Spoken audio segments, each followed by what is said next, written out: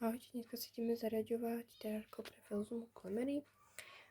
Rozmery máme 30x30x45 cm. Ako drenážnú vrstvu som použila lávovú drť, tuto na spodu. Oddelila som to jahodovou fóliou, ako substrát som použila rašelinu. Nainštalovala som tu takéto misky, jednu na vodu a jednu na ovocné kašičky. A ďalej sem dáme korkový kmeň.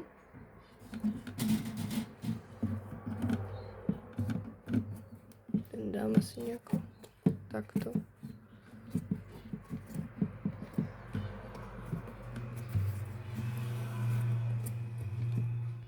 Potom tam dáme ešte ďalší kmeň.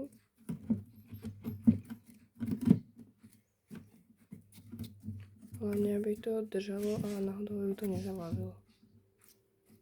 Ako podľa mňa to vyzerá zatiaľ úplne, že dobre. Dneska som kúpila ešte na burze takéto dve rastlinky, tak tie si tam dáme.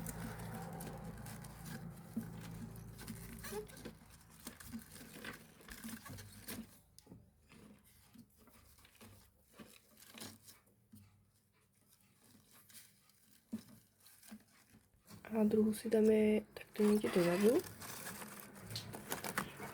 To sa mi ulomilo, tak je to tu niekde len takto doplním. A podľa mňa to vyzerá docela fajn.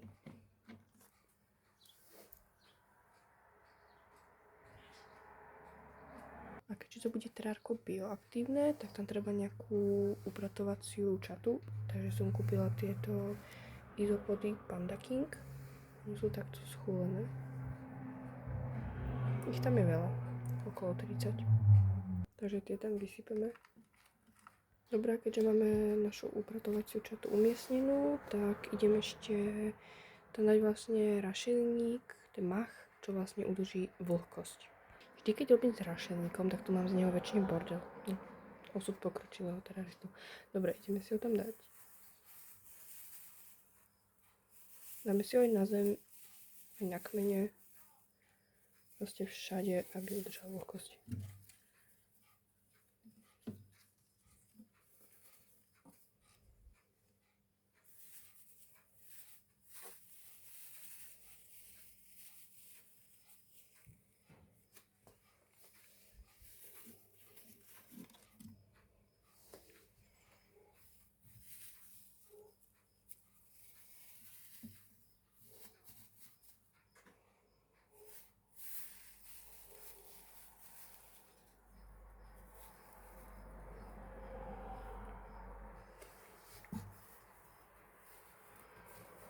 To ešte porosím, lebo to tomu vlastne dodá taký ten efekt, mám pocit.